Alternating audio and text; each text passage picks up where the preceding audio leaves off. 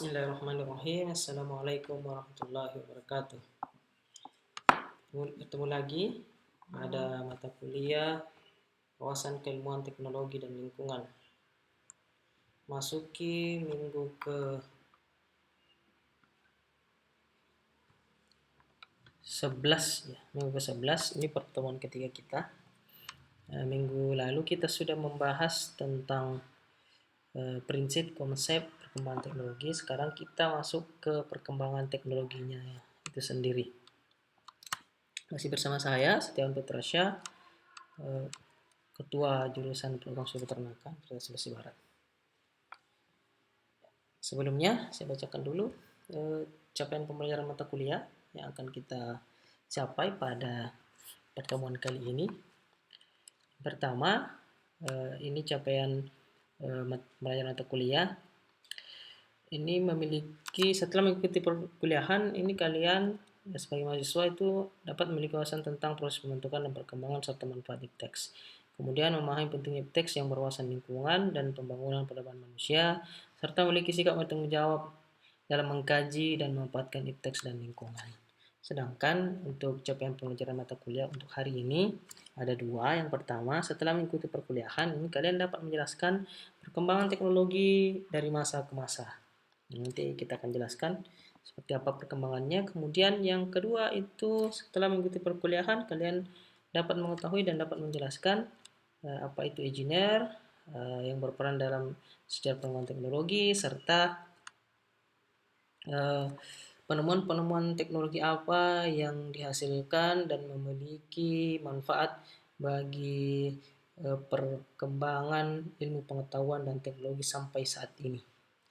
Serta nanti kita akan lihat bagaimana perkembangan revolusi industri 1.0 sampai 5.0 yang saat ini sudah mulai dilakukan oleh beberapa negara-negara maju seperti Jepang, Korea, dan Amerika, dan negara-negara lainnya.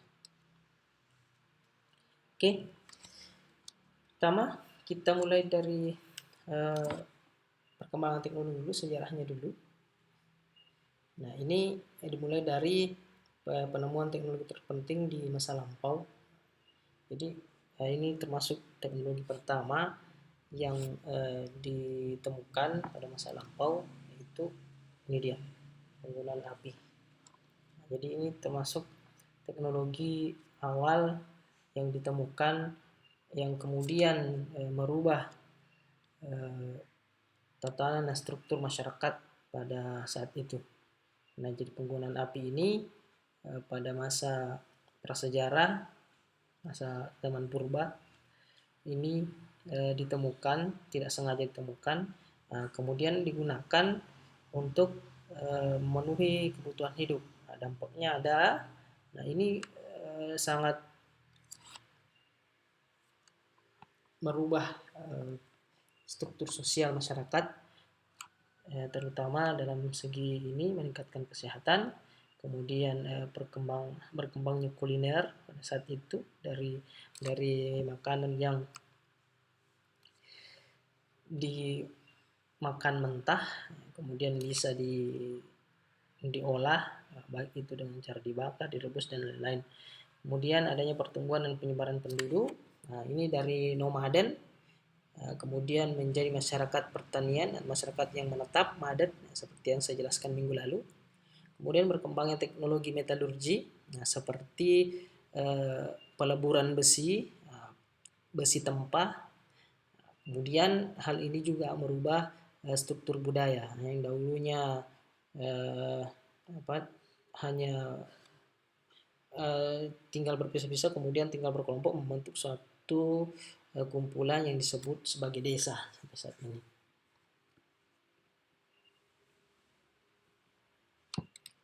Nah, yang kedua adalah ini mulainya dikembangkan alat-alat pertanian, bercocok tanam.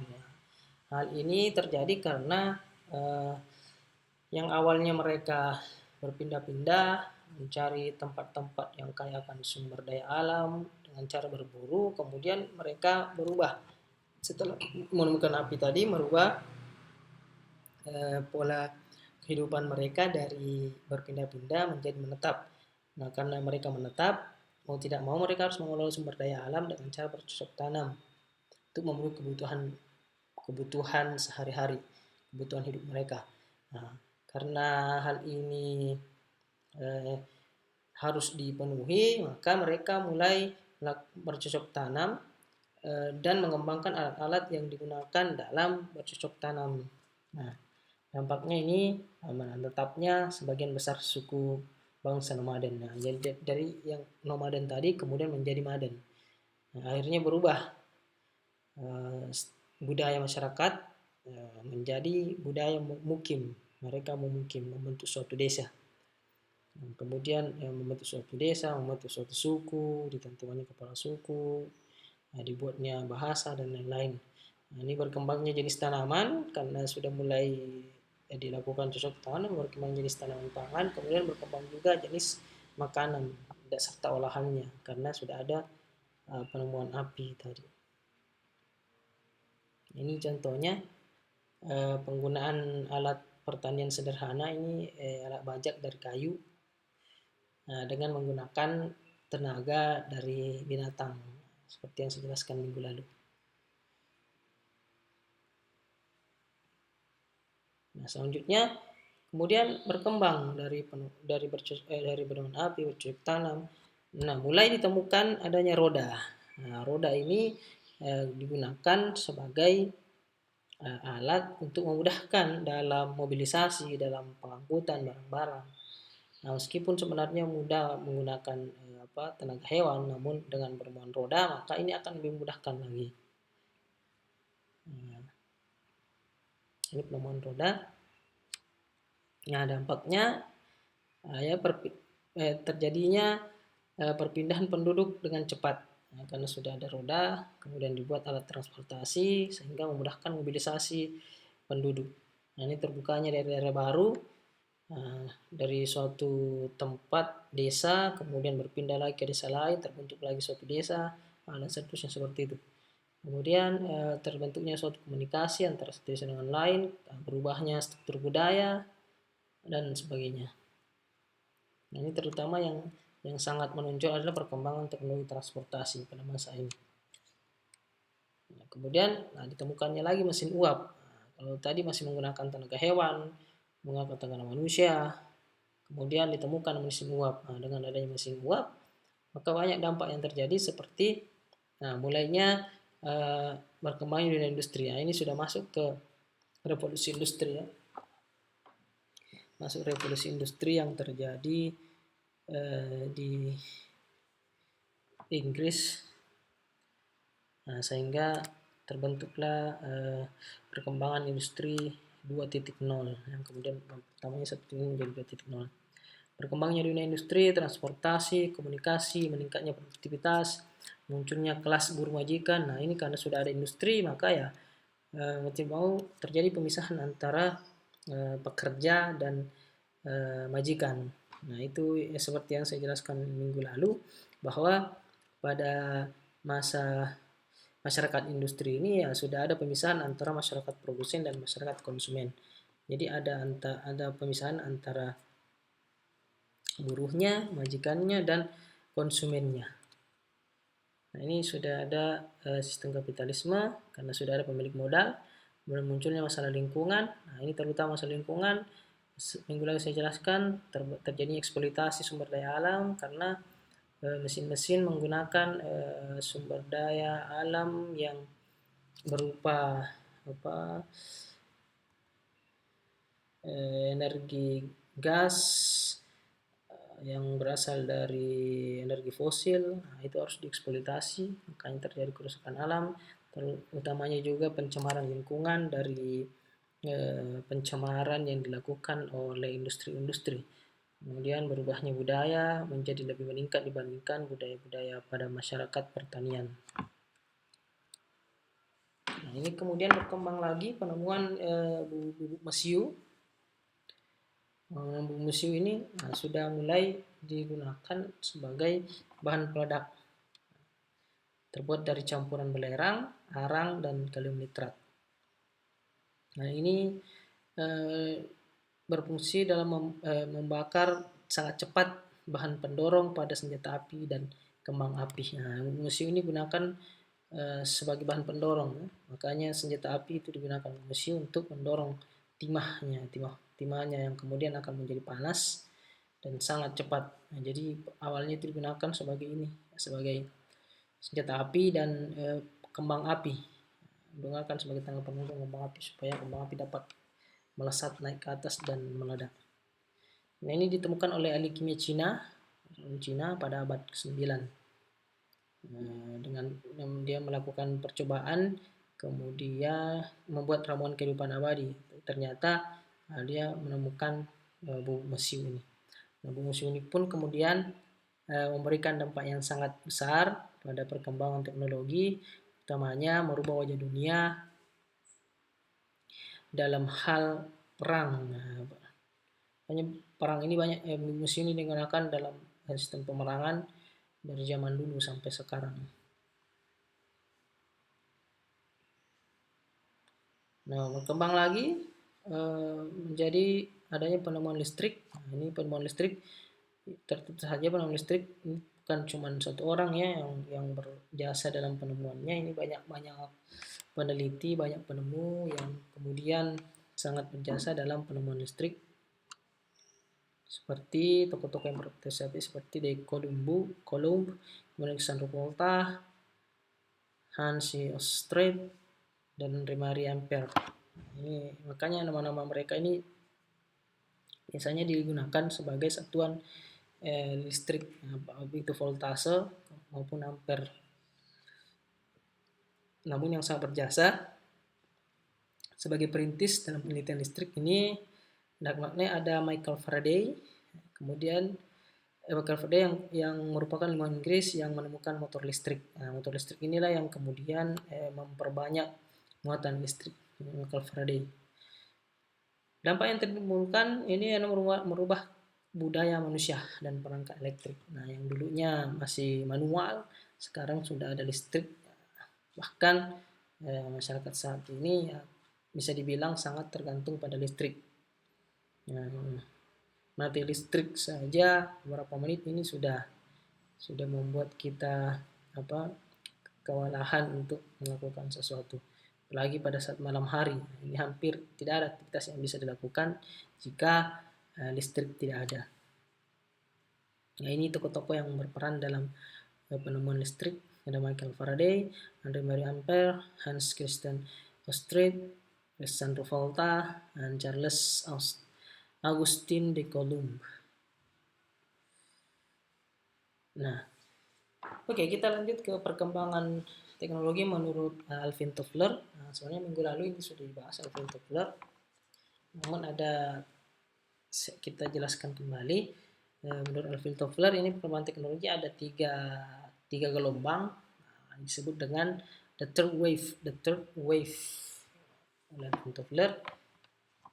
Yang pertama ada gelombang 1, disebut sebagai small is beautiful. Nah, ini tahunnya sebelum Masehi 1790 sebelum Masehi sampai 1790 Masehi.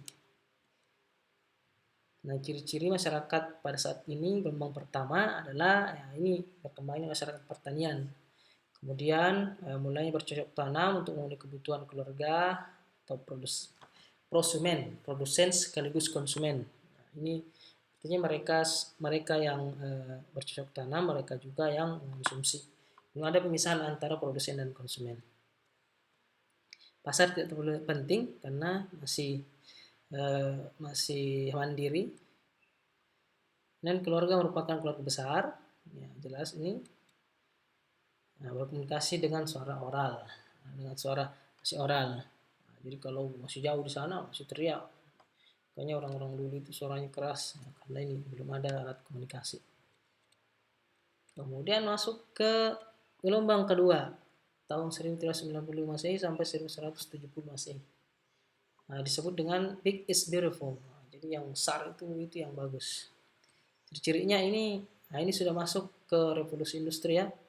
Nah, ini sudah ada masyarakat industri yang dikatakan ini mulai menggunakan bahan bakar fosil. Nah, ini sudah mulai proporsi yang tidak terbarukan. Ini sudah mulai ada eksploitasi sumber daya alam. Ini sampai sekarang sebenarnya ini masih digunakan bahan bakar fosil. Nah, BBM semua masih bahan bakar fosil. Dan bahan bakar fosil ini ada bahan bakar yang tidak terbarukan.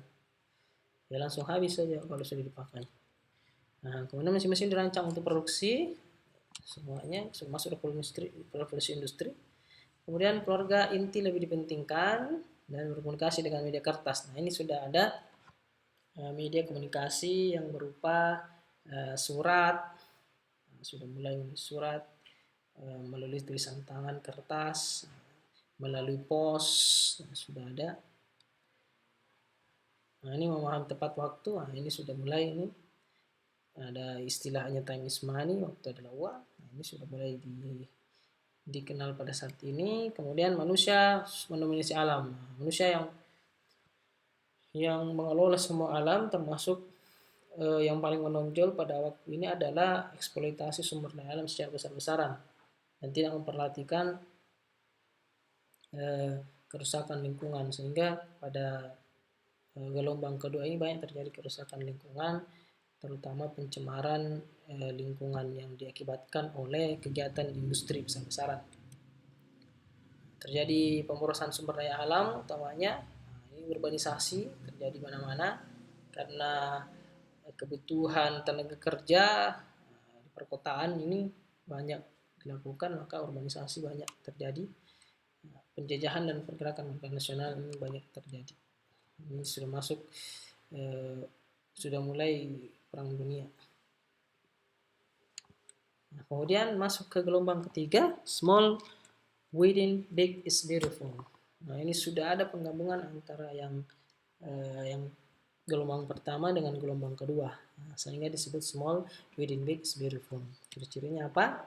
Nah, ini masyarakat sudah mensintesis ciri gelombang 1 dan 2, itu saya bilang sudah digabungkan antara 1 dan 2, kemudian sudah mulai menggunakan energi baru dan terbarukan. Nah, karena mereka masyarakat pada gelombang ketiga sudah sadar bahwa perkembangan teknologi ini harus sejalan dengan memperhatikan keselamatan lingkungan. Nah, makanya ini sudah dikembangkan energi yang baru dan terbarukan. Tidak lagi 100% mengeksploitasi sumber daya alam, tapi mulai berpikir bagaimana mengembangkan teknologi-teknologi yang ramah lingkungan. Nah, proses manufaktur beralih ke biofaktur. Nah, yang sebelumnya manufacture kemudian beralih ke biofaktur yang lebih natural.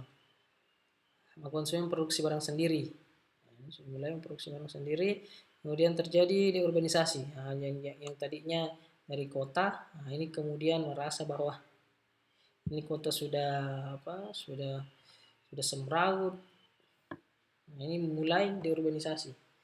Nah, orang-orang mulai meninggalkan kota, kembali ke desa dan mengembangkan desa. Nah, terjadi urbanisasi karena ini apalagi di desa ini komunikasi sudah berjalan dengan baik, sehingga mereka lebih banyak melakukan urbanisasi. Transportasi juga semakin baik sehingga memudahkan mobilisasi dan terkomunikasi bagi masyarakat. Ini menunjukkan keterkaitan yang menyeluruh atau globalisasi, keanekaragaman ini sudah terjadi globalisasi, baik itu dalam segi ekonomi, politik, sosial, dan kemasyarakatan. Ini sudah terjadi globalisasi.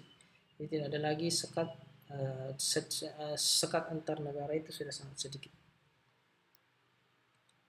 Terjadi hemat sumber daya alam. Nah, ini sekarang yang digembar-gemborkan sampai sekarang kan ini gelombang ketiga adalah go green. Bagaimana kita menggunakan energi secara bijak, yang dikatakan go green. Oke, itu tadi perkembangan teknologi menurut Alvin Toffler ada 3. Kemudian kita lanjut ke engineering atau kerekayasaan. Ya, engineering merupakan salah satu proses dari penyelesaian masalah di bidang iptek. Nah, pada intinya ada dua kerekayasaan atau engineering. Ini ada yang engineer tradisional, ada yang engineering modern. Nah, ciri-cirinya yang tradisional ini sebagian besar berasal dari trial and error. Jadi kalau dibandingkan dengan perkembangan teknologi menurut Alvin Toffler tadi, ya yang kerekayasaan tradisional ini ya mulai dari yang pertama dengan yang kedua. Karena kebanyakan masih menggunakan sistem coba-coba trial and error. Belum ada pengetahuan yang mendasari sebelumnya. Makanya katakan kerekayasaan tradisional. Sedangkan yang kerekayasaan modern, nah ini sudah lahir dari pendidikan formal. Sudah ada pendidikan formal, sudah ada dasar sebelumnya, sehingga lebih memudahkan dalam mengembangkan peralatan dan teknologi. Dan sedikit sekali teror, coba-coba sedikit sekali karena sudah ada dasarnya. Nah, siapakah insinyur itu? Nah, insinyur merupakan orang-orang yang melakukan pekerjaan rekayasa secara praktis, baik didasari oleh penguasaan pengetahuan, sains maupun tidak. Nah, mereka memahami mewujudkan solusi permasalahan di bidang teknologi aplikatif. Nah, jadi engineer itu membuat dan mengembangkan teknologi-teknologi aplikatif yang dapat memudahkan pekerjaan manusia. Nah, mereka yang terinspirasi oleh daya pikir inovatif dan atau kreatif serta berusaha untuk mewujudkannya. Nah, engineer ini sangat berpengaruh pada pengembangan teknologi yang merupakan ujung tombak penyelesaian masalah. Nah, jadi engineer ini jika tidak ada engineer, maka akan sulit membentuk suatu mewujudkan ilmu pengetahuan ini menjadi bentuk teknologi yang digunakan. Nah, jadi engineer ini yang kemudian membuat atau menerapkan ilmu pengetahuan menjadi teknologi-teknologi yang kemudian bisa digunakan sampai saat ini. Tak ada satupun kemajuan di bidang teknologi itu tidak melibatkan insinyur atau engineer, karena semua engineer ini yang berperan dalam perkembangan teknologi. Nah, dan akan terus berperan sampai akhir zaman. Itu tadi. Kemudian kita lanjut ke sejarah perkembangan teknologi dan engineer yang berperan di dalamnya. Siapa-siapa saja engineer yang berperan di dalamnya. Kita akan lihat mulai dari yang pertama ada di zaman purba. Nah, ini sebenarnya karena informasinya masih sangat terbatas, kita tidak tahu, dan pada saat itu ya belum ada penamaan siapa yang namanya ini, siapa namanya ini. Jadi yang menemukan teknologi pertama, proses pengembangan teknologi seperti api ini belum ada.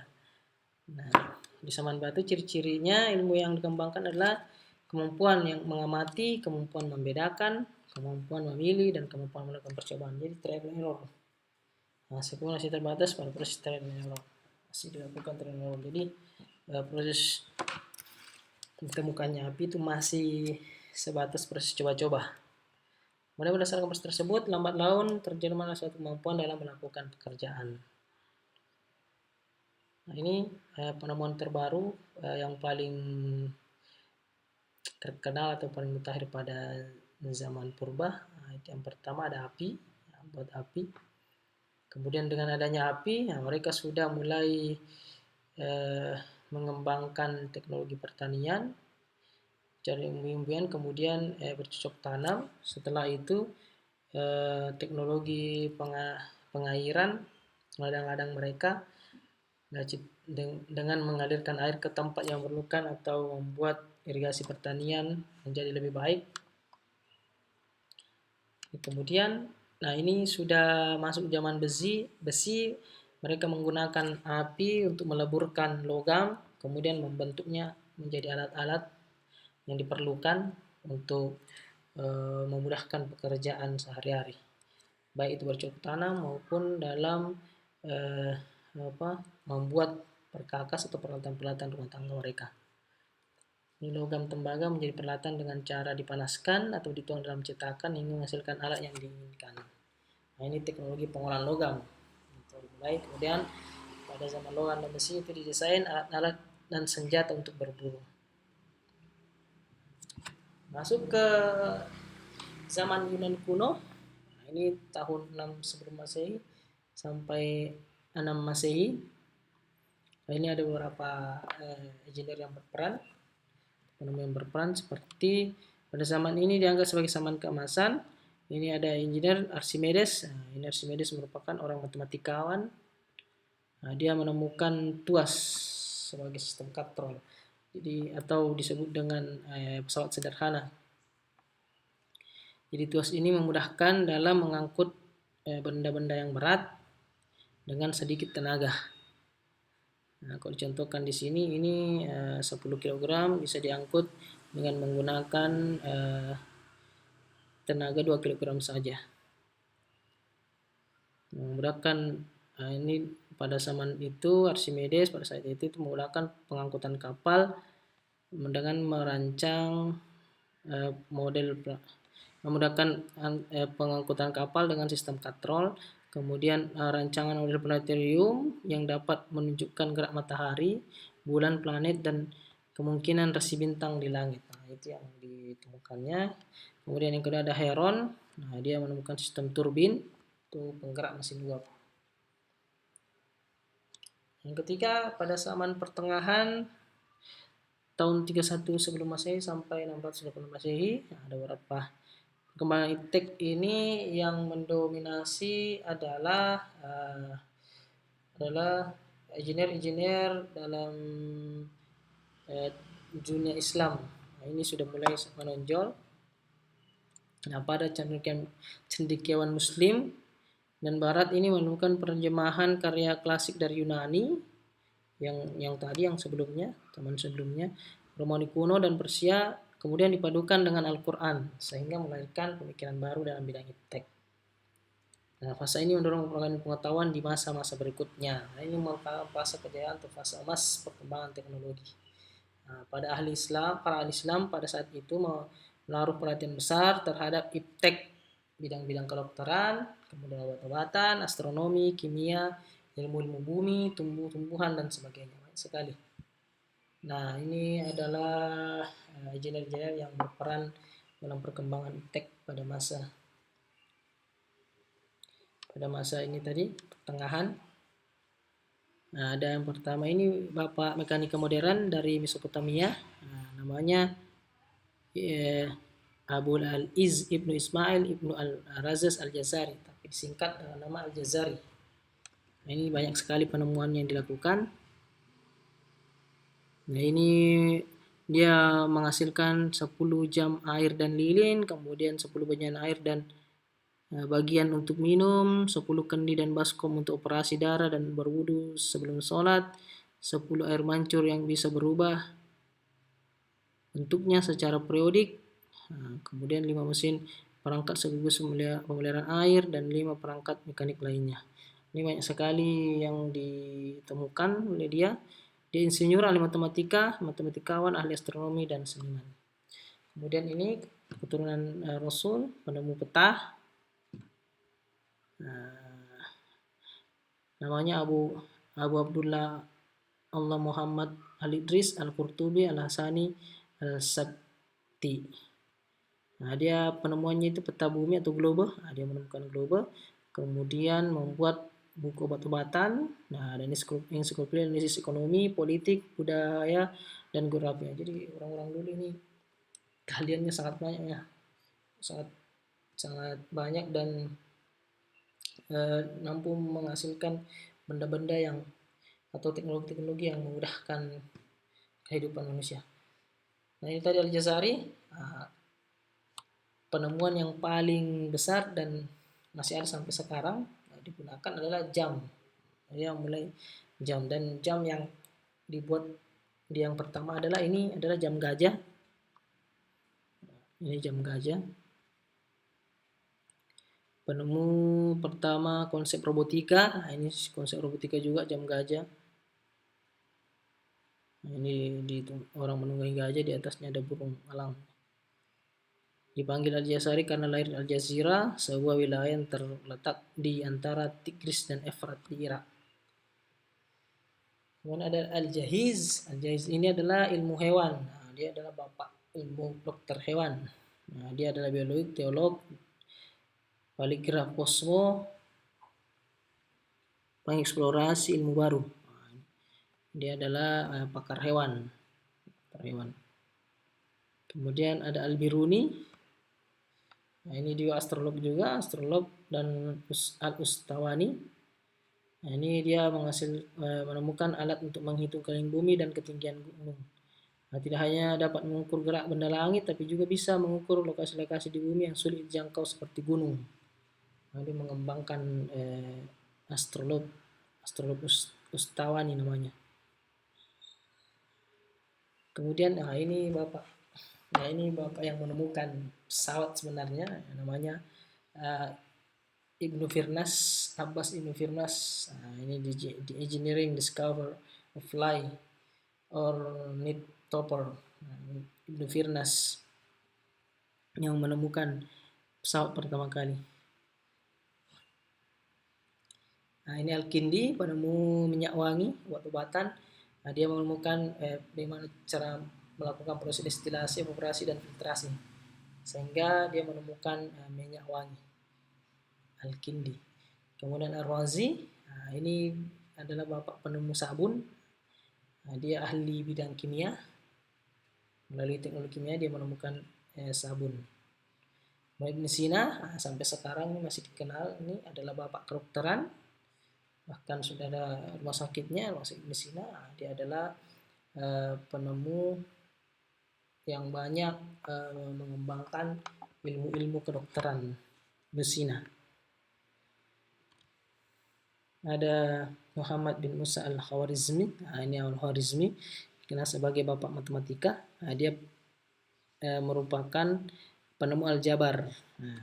Aljabar ini cikal bakal penemuan komputer. Dengan aljabar, dia adalah dasar-dasar penemuan komputer. Al-Khwarizmi. Sampai sekarang masih dipelajari rumus-rumus aljabar. Kemudian kita lanjut ke zaman modern, ini abad 17 sampai 19 Masehi. Nah, ini sudah mulai dikembangkan alat-alat teknologi modern seperti zaman modern diawali dengan perkembangannya zaman Renaissance. Masa ini merupakan fase lahir dan berkembangnya kembali budaya Yunani dan Romawi kuno. Yang tadi meredup, kemudian setelah kejayaan Islam mulai lagi muncul. Tahun 1955 ini Johann Gutenberg ini mengembangkan untuk yang pertama kalinya mesin cetak yang menggunakan alat plat huruf yang terbuat dari besi yang biasa diganti-ganti dalam bingkai yang terbuat dari kayu. Ini contohnya. Ini pencetak surat kabar. Kemudian tahun 95 Guglielmo Marconi. Ini penemu radio. Ini mengomunikasikan ide-ide yang sudah ada dengan idenya sendiri dan mengirimkan sinyal komunikasi radio pertama kali menurut udara. Ini penemu radio. Komunikasi ya. Lanjut ke zaman kontemporer abad 20 sampai sekarang. Ini Albert Einstein yang termasuk fisikawan termasyhur abad 20. Ia mengatakan bahwa alam ini tidak terhingga dan tak terbatas. Ini sudah mulai dikenal adanya teori jagat raya bahwa alam ini terbatas dan tak terhingga, tapi juga bersifat statis dari waktu ke waktu. Einstein percaya akan kekalahan materi, berarti bahwa alam semesta itu bersifat kekal. Kemudian pada tahun 2009 fisikawan lain Hubble menggunakan teropong yang terbesar di dunia melihat galaksi-galaksi. Dia mengembangkan ini alat-alat dari penemuan zaman pertengahan oleh ilmu-ilmu filsuf Islam, ilmu fisik, engineer Islam. Kemudian mengembangkan teropong untuk melihat galaksi-galaksi di sekitar kita dengan kelajuan yang sebanding dengan jarak dari bumi. Observasi ini menunjukkan bahwa alam semesta itu tidak statis melainkan dinamis. Ini dia melawan teori dari Einstein ini, bahwa alam semesta itu tidak statis, tapi dia berkembang seperti manusia, seperti kita berkembang dari yang kecil menjadi besar dan suatu saat nanti akan musnah. Kemudian masih lanjut zaman kontemporer. Nah, di samping teori fisika, pada abad ini juga ditandai dengan penemuan berbagai teknologi canggih seperti teknologi komunikasi. Nah, abad ini paling menonjol adalah teknologi komunikasi. Nah, utamanya dalam penemuan komputer, satelit komunikasi, internet, dan lain-lainnya. Handphone, telepon komunikasi, dan lain-lainnya pada abad ini sampai sekarang. Nah, bidang lainnya yang juga mengalami perkembangan yang sangat tajam adalah spesialisasi ilmu yang semakin tajam. Jadi sudah ada spesialisasi, tidak umum lagi. Nah, ini contohnya abad ke-20 teknologi semakin menakjubkan dari zaman atom dan nuklir berkembang pula berbagai teknologi informasi, komunikasi, dan kini kenal sebagai zaman komputer dan internet. Nah, yang dulunya seperti ini, teleponnya masih telepon diputar-putar, kemudian berkembang menjadi handphone karena sudah mobile, jadi katakan mobile phone bisa dibawa kemana-mana.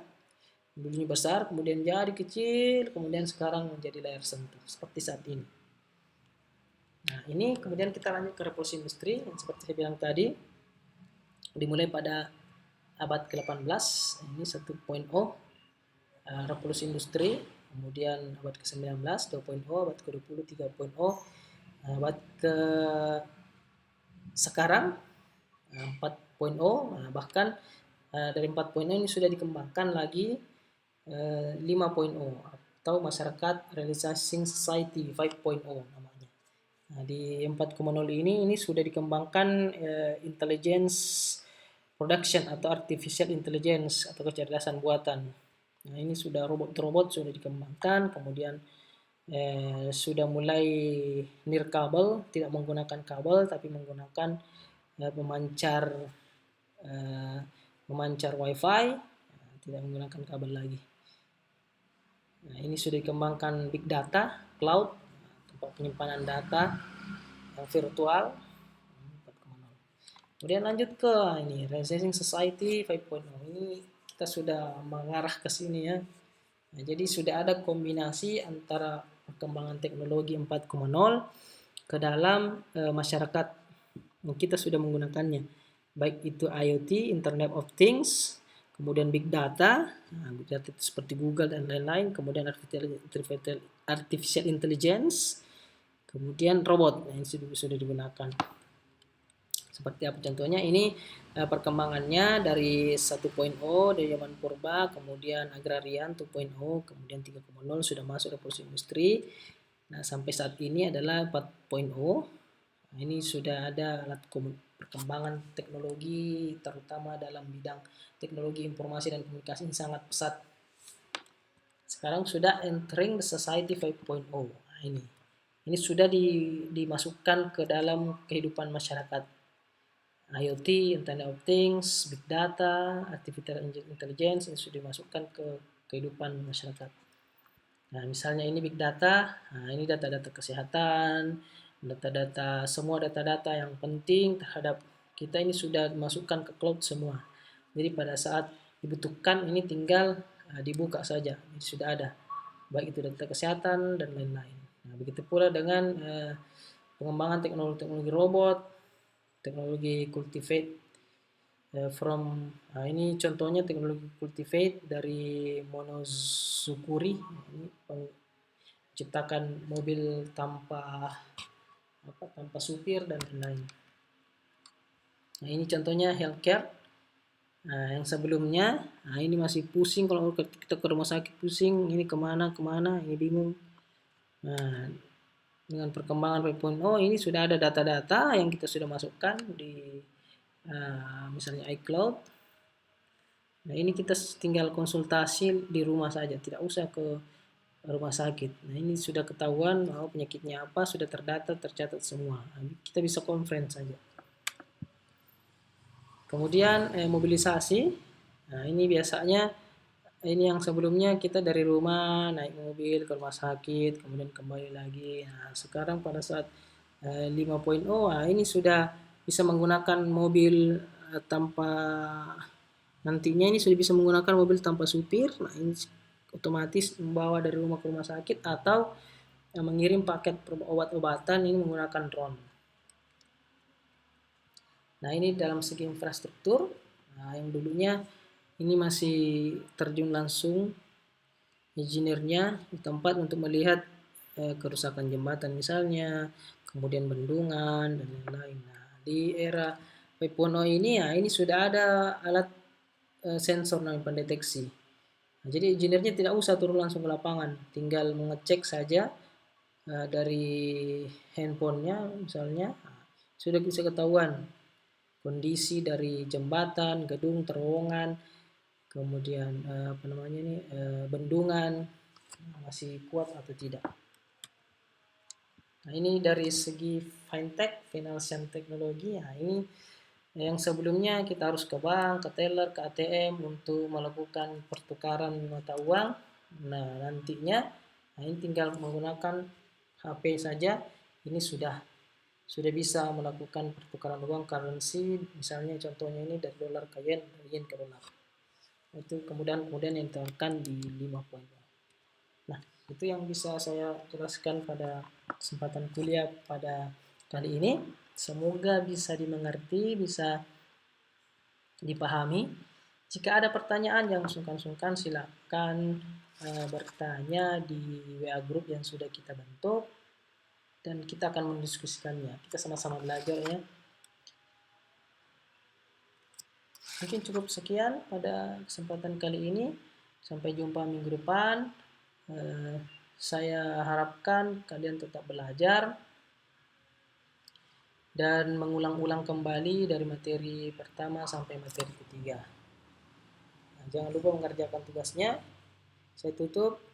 Assalamualaikum warahmatullahi wabarakatuh.